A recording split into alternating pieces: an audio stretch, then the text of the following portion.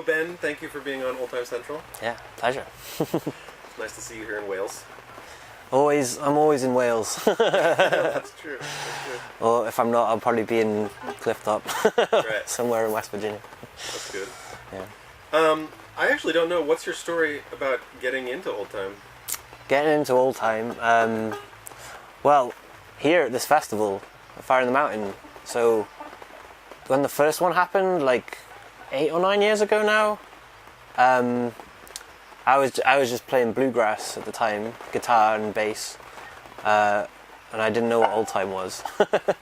And so like one night in the bar, there was like these Irish guys like Tim Rogers and Ben Keogh, and all those really good old time Irish dudes in the bar, and I was like, oh, they're playing bluegrass. So I went in and started doing all these crazy, really quick runs on my guitar over it all, and they were like, hey, this is old time. And yeah, I just stayed with them all night until it got light and heard old time for the first time here, and I've been obsessed ever since. Right. And so you started out on guitar. Yeah, I started playing guitar and singing. I did bluegrass for a few years back in Cardiff with the band I was in. Right. And then I picked up the banjo after the first Fire in the Mountain, I think, and then yeah, I've just been playing ever since. Cool.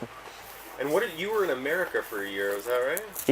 Yeah. So I did an internship at the Smithsonian, and I was digitizing mainly old reel-to-reel tapes. A lot of it was old time, which was great. Loads of old Brad Leftwick. There was those, the Doc Watson family albums. Mm-hmm. There was the outtakes they gave me to digitize for that album. That was quite like a nerdy dream.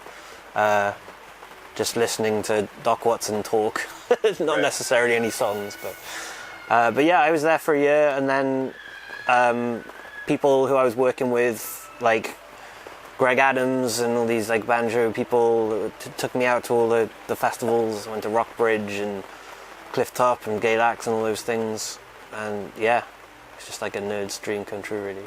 Right. So there's still a lot of material in libraries and archives that's just sitting on analog media. Oh yeah. I mean, I guess half the problem is they haven't got enough time or money to digitize everything. So, I mean, especially things like Smithsonian. I mean, I was working in the Folkways department, and that's like a record company. So when you like digitize outtakes or something, it could be for like a box set they're going to release, or re-release of an album or things like that. But there's loads of treasures. Like the head archivist I was working with, Jeff Place, I think it was like a few months before I worked there, they found the Dave Van Ronk interview for Smithsonian Folkways in the 50s, and that they thought that was lost forever. So there's all this stuff lying in archives, which is great.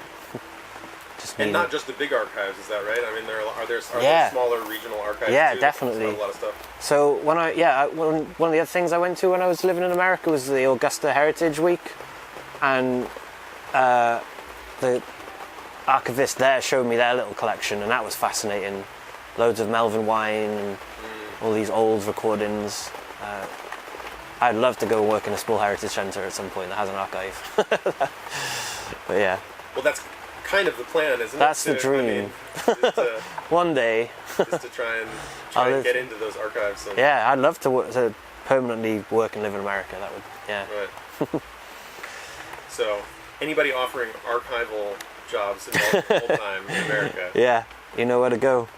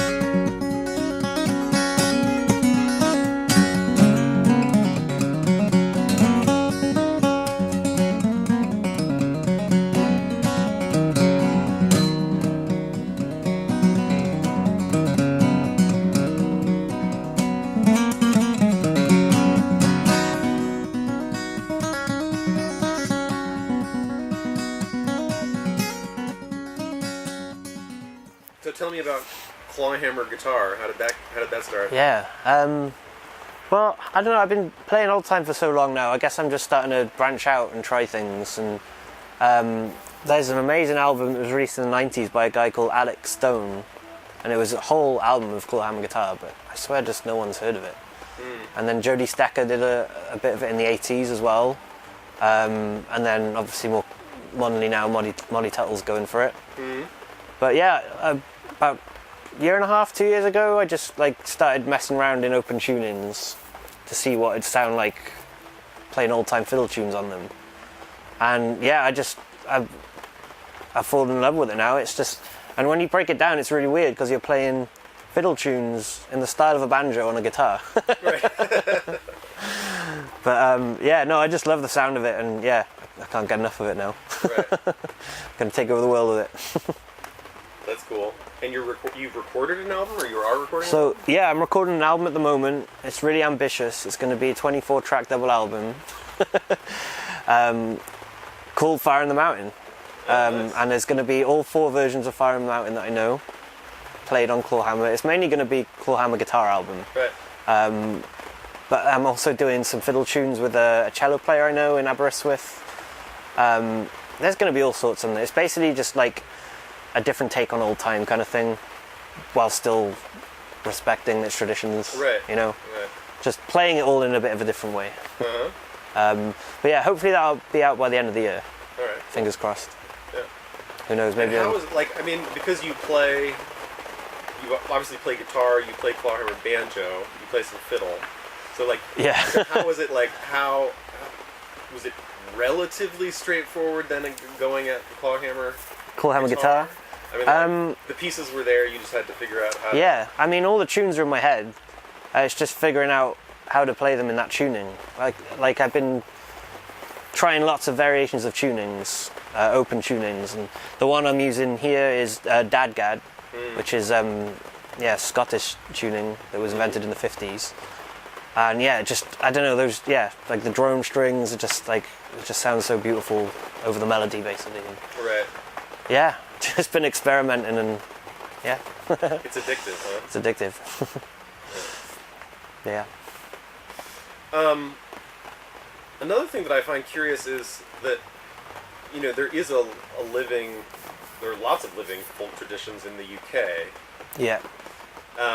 Why? Like, what do you think it was about, or is about old time that I don't know, draws you in? because I've played in Welsh trad sessions for years and Irish sessions briefly, but I don't know. I guess I just love that old time sound and the rhythm and groove of it, and I don't know. That's a hard question. Why do we like old time? But I mean, yeah, I don't know. I just love it.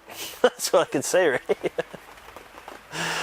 And I guess it's just the community of people as well, you know, and getting to go to the other side of the world and go to the source from it all. It's all very poetic, I guess.